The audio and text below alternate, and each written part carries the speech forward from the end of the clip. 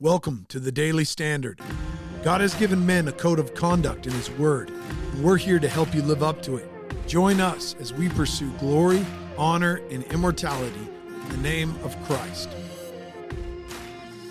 Well, howdy, men, and welcome back to the Daily Standard. Now, as you can tell by the sound of my voice, we are neck deep in flu season around the place where I live, and so you'll have to bear with me this week because I'm going to be sounding a little bit messed up. But anyways, this week we're going to be talking on all things the heart. Now, I know for us as men, we don't like talking about our heart, the way we feel.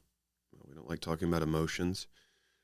We all know those guys who love to talk about their feelings, who love to vomit up their problems on other people, and we don't like that, and rightfully so.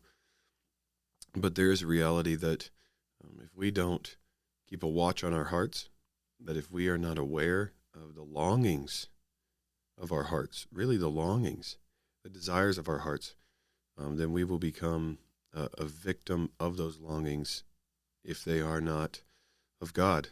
And so the verse I want to kind of wrap our arms around this week is actually from the book of Proverbs, which is an immensely practical book written by Solomon, most of it written by Solomon as short little sayings and really practical pictures of what it is to live as a person, specifically live as a man in this world.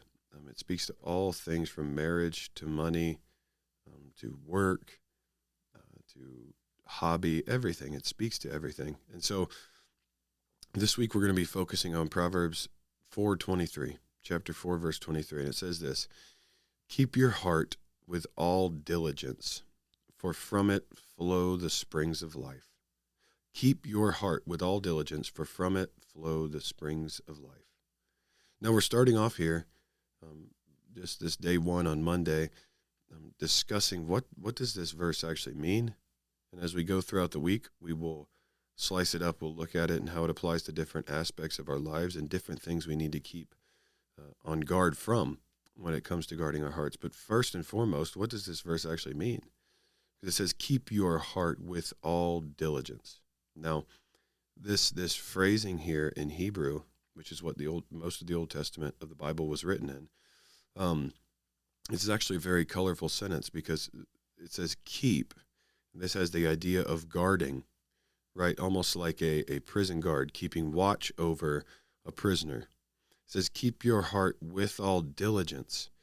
Now, this with all diligence is referring to the idea of a soldier taking watch on a wall in the night shift, right? A soldier standing on a wall to watch for incoming threats, right? So we have on one hand, keep your heart, keep speaking about guard closely, right? Keep an eye on, right? These in the old days, these prison guards would have kept a very close watch on the prisoners, and with all diligence, like a guard on top of a tower, looking out to see what's coming. Actually, several times, I think 13 times, that phrase "with all diligence," that word in Hebrew, is used in the book of Nehemiah, when Nehemiah actually takes men and sets them up as guards on the walls of the city while they're rebuilding the city walls of Jerusalem. And so keep your heart with all diligence is referring to you having your eyes open like a man on a tower to keep a guard and protection over your heart. For from it, the verse says, flow the springs of life. Look, there is life flowing out of your heart, and the water that flows out of it is either going to be good or bad water. It's either going to be good drinking water for the people around you, or it's going to be poisonous and filthy, and it's going to destroy. It's going to be toxic. And so I want you, in the beginning of this week, right, as we start out thinking about keeping our heart, seeing what's coming in, what is causing us, stirring in us love, and then what's flowing out of us. So today, an action step, take an inventory of what has the attention of your heart. Right now, what draws out your affections? What do you love? Is it your hobbies? Or is it hunting, fishing, cars? Is it your job?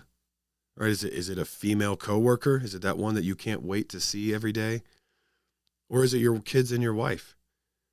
Right? Or is it God? All of these things will be very telling of where you are and helpful for going forward this week. So take an inventory, see what is stirring up affection in you, and keep an eye on that and take an inventory of that. Maybe write it down and stop and think and pray on it and say, God, this is what I'm feeling, and help him guide you in this week as we continue to look at it.